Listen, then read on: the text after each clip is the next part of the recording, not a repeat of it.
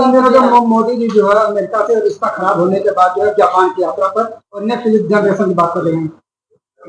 देखिए, हम आपसे कहना चाहते हैं और आपके माध्यम से, आपके चैनल से कहना चाहते हैं और आपके चैनल के माध्यम से भारत की जनता से कहना चाहते हैं कि मोदी जी ने जब धमकी दी थी कि टैरिफ लगा देंगे तो उसको बहुत हल्के में लिया गया। हमारे देश की मीडिया ने, अभी लागू नहीं हुआ था, धमकी थी 25% की, तो बस एक मिशन चला दिया।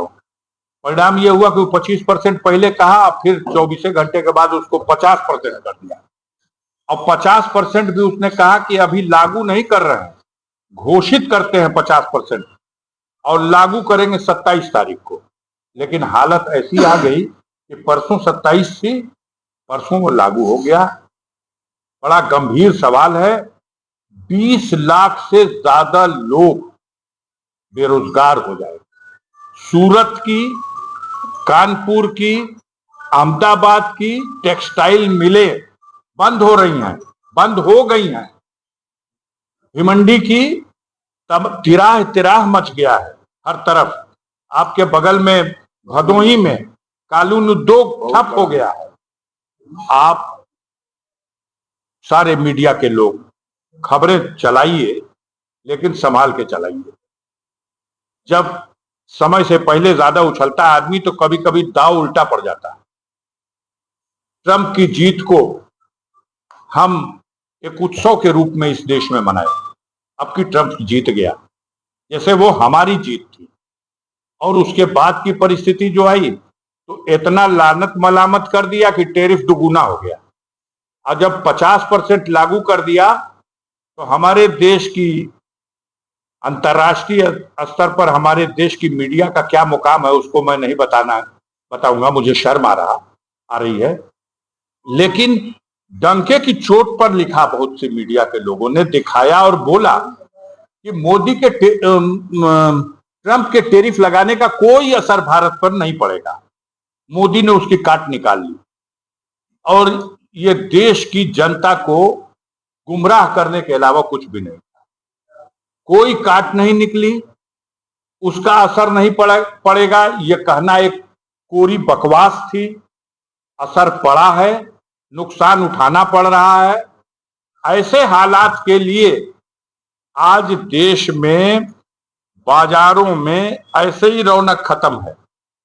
और इस टैरिफ की मार से अब 2 ही मिनट में हम ट्रंप की जय बोलते हैं और 2 ही मिनट में हम ट्रंप को दुनिया की लानत मलामत भी करते हैं। तो आज कुल मिलाकर के जिस वजह से वो पीछे पड़ा, पार्लियामेंट चल रहा था जब हमने एक बयान दिया था, मीडिया के लोग अजीब अजीब सवाल करते हैं।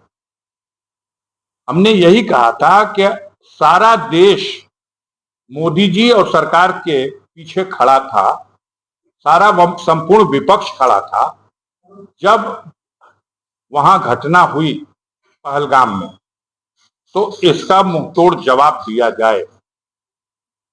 जवाब दिया गया। जवाब देने के बाद आगाज तो अच्छा था, लेकिन जो उसकी समाप्ति हुई है वो इतनी बुरी थी कि शर्मिंदगी का एहसास हुआ कि ट्रंप ने अमेरिका में बैठ के ऐलान कर दिया कि हमने सीज फायर करा दिया। और उसके घंटों बाद पाकिस्तान और इंडिया के लोगों ने भी यह स्वीकार किया कि हाँ, युद्ध बंदी हो गई और सीज फायर हो गया। आज वो ट्रंप हमारे देश के प्रधानमंत्री पब्लिक मीटिंग में जाके कह रहे हैं कि ट्रंप का फोन आया था कि वापस जा रहे हो तो हमारे यहाँ चाय पी के चले जाओ। लेकिन हमने कहा नहीं, मेरा प्रोग्राम है, मैं रुकूंगा नहीं। और उसके बाद फिर दूसरे दिन वो आया और दूसरे दिन यही नहीं आया कि मैंने बंद कराया, ये भी कहने आ गया कि 5 फाइटर जेट गिरे हैं। आखिर वो हाथ धो के पीछे क्यों पड़ा है? क्यों इस तरह से भारत को अपमानित कर रहा है? रोज वो टैरिफ लगा करके और भारत के लिए और प्रधानमंत्री के लिए क्यों इतना आक्रामक, क्यों इस तरह की?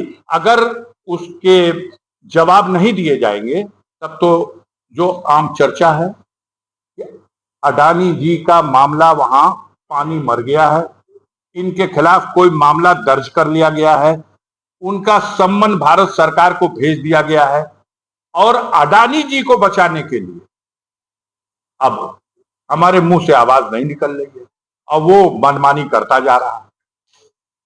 देश अवाक है। आज ट्रंप ने जो रोल प्ले किया, एक दिन तो पगलाना तो यहां तक बोल दिया कि पाकिस्तान में